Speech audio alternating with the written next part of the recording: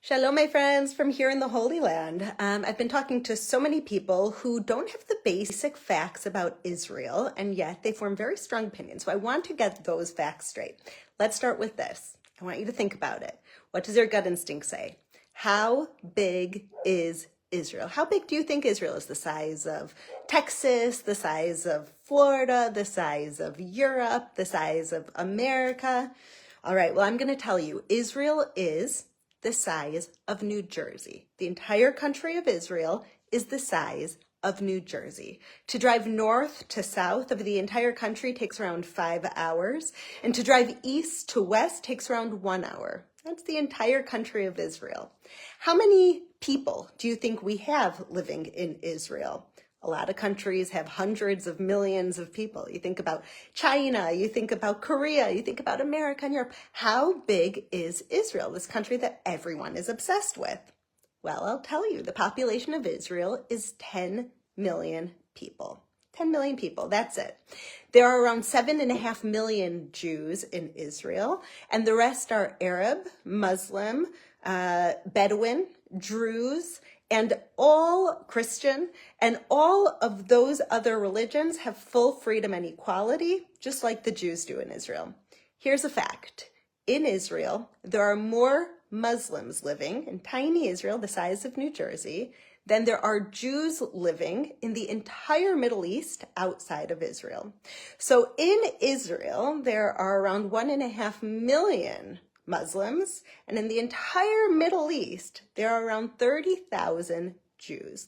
That wasn't always the case. There used to be hundreds of thousands of Jews in the Middle East, from Iraq to Yemen to Egypt to everywhere, Afghanistan. There almost wasn't a country in the Middle East, Morocco, where there wasn't a huge population of Jews. And when Israel was established, the Jewish people were kicked out of the land and told, go to Israel, you're not safe here anymore. And so those are some facts. People think that Israel is an aggressor trying to steal land, trying to take over the entire Middle East. We have 0.4% of the Middle East land here in Israel. The rest of it, 99.6%, is Arab lands. There's one Jewish country in the entire world, and there are 22 Arab states in the Arab nations. So those are just a few facts. And let me ask you this question.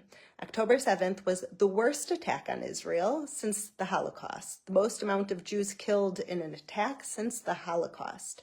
Since Israel was established, the entire Muslim world, all of our neighbors, were calling to destroy Israel. Thank God, because of the Abraham Accords and peace deals with Jordan and Egypt, we've been able to establish peace with many of these Arab neighbors, but most of them still want to destroy Israel. Imagine if you were a Jewish person. 7.5 million Jews in Israel, surrounded by 300 million Arabs. Imagine if for 80 years they were all saying, we're going to kill you, we're going to wipe you out, we're going to take the land, we're going to kill your children.